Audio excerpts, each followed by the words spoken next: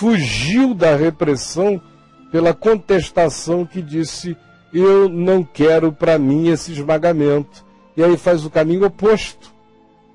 De um outro lado, pode haver aquele que fique, que não necessariamente vira um Wellington massacrador de crianças em escola. Deus me livre, ele é a exceção. Mas pode gerar aquele indivíduo que se torna um grande legalista, que se torna extremamente judicioso, que vai se tornando daqueles que dizem eu sou mais santo do que tu, que vai separando o joio do trigo nesse mundo, e que vai se separando do mundo por uma via completamente contrária do Evangelho.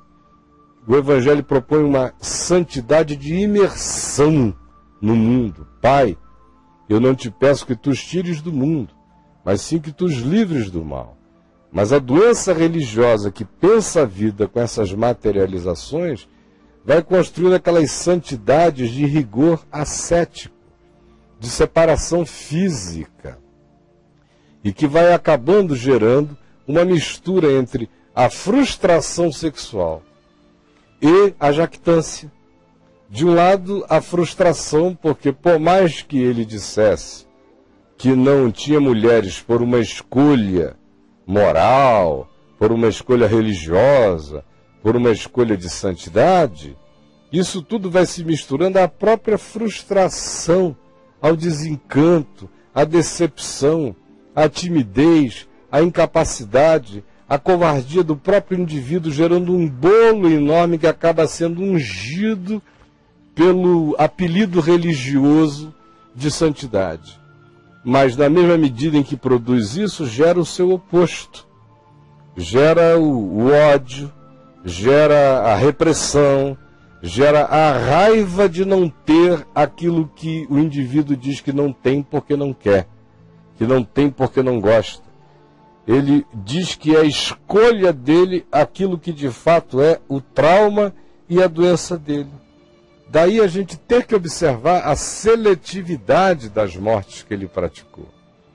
Ele entra num colégio com centenas de adolescentes, mas veja a quantidade de pessoas que ele matou do sexo feminino, foram 10 meninas.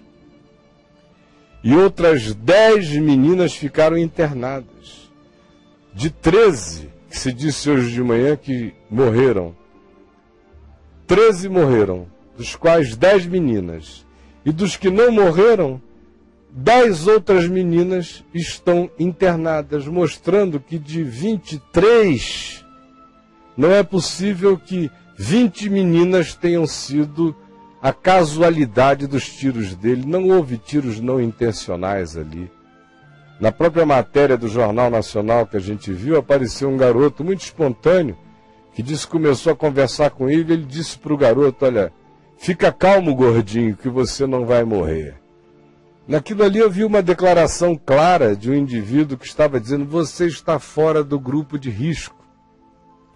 Já a garotinha chamada Jade, que virou ontem popstar da tragédia, dando entrevistas sobre entrevistas, repetiu a mesma história não sei quantas vezes, disse que ele atirava nos pés das meninas e colocava na parede e foi seletivamente dando tiros na cabeça. Os meninos que foram acertados, você veja, foram de raspão aqui ou ali. A intenção dos alvos eram as meninas. O professor com aquele tamanho inteiro foi poupado, que era o alvo mais simples, chegou a ficar na porta pela qual ele passou, nos vídeos últimos que foram achados já agora, na madrugada de hoje, já estão na internet. O alvo eram as meninas, o que mostra essa repressão sexual terrível nele, porque ele, preferencialmente, através dessa escolha, ele revela quais eram as suas tentações, quais eram as suas frustrações. Um indivíduo que odeia muito uma determinada coisa está fazendo a confissão de que é tentado justamente por aquilo que ele abomina. Porque a pessoa que não tem abominações e que não tem ódios contra coisa alguma, que apenas se dá o direito seletivo de dizer isso me serve, isto não me serve, isto é bom, isto não é bom, esse indivíduo não anda acossado e nem angustiado e nem tentado com fixações de natureza alguma. Mas aquele que elege um ponto e faz desse ponto a causa das causas a ser combatida, está assinando sempre uma declaração do que o mais o seduz, mais o perturba e mais tem a capacidade de tentá-lo nesta vida. Aonde quer que manifeste-se o desequilíbrio na interpretação das coisas, é na ênfase, ainda que camuflada de piedade, que a gente faz a declaração de onde habitam as nossas piores tentações, seduções, medos, pânicos e pavores. E no caso do Wellington, está clara a sua repressão sexual, com tudo o que no bojo dela brotou como antítese disso, sobretudo produzindo um ódio de natureza pseudo-purificadora. A segunda marca psicológica que eu quero afirmar aqui está na declaração de associação dele ao Bin Laden, que ele teria feito a uma das suas irmãs.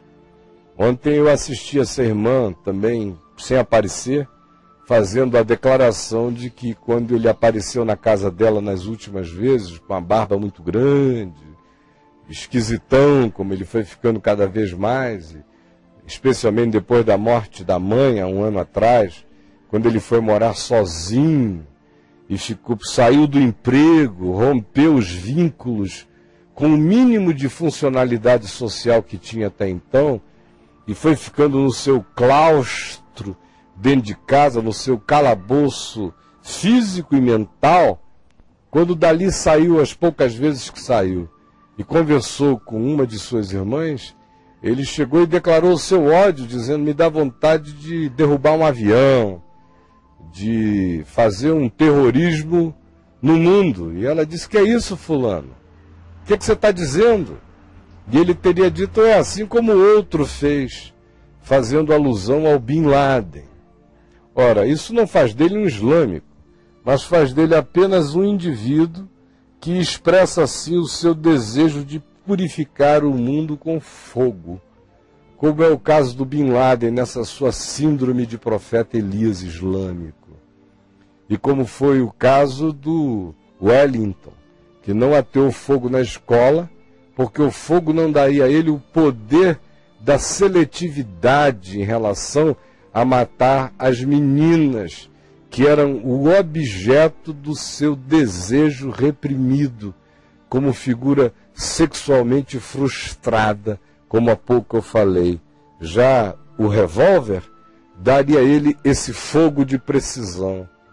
Não seria algo indiscriminado, faria parte coerente do rito da sua liturgia de disfuncionalidade mental, psicológica e espiritual.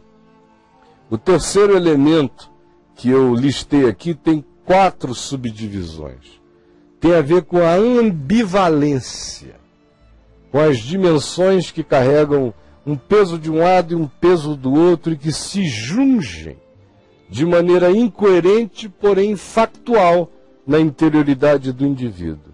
Quais são as ambivalências? A primeira é que ele sabe-se culpado. Ele sabe-se culpado. Ele sabe-se culpado. Por isso ele pede que o fiel homem de Deus vá pedir a Deus por ele, para que, quando Jesus voltar, ele receba a vida eterna.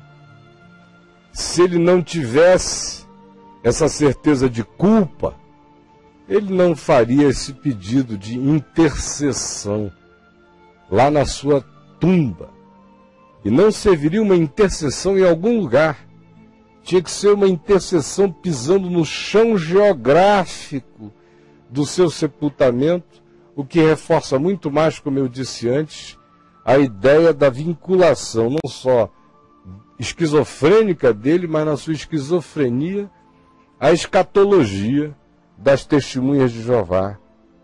A outra expressão é que ele crê que o rito poderia redimi-lo, porque ele faz tudo o que faz numa perspectiva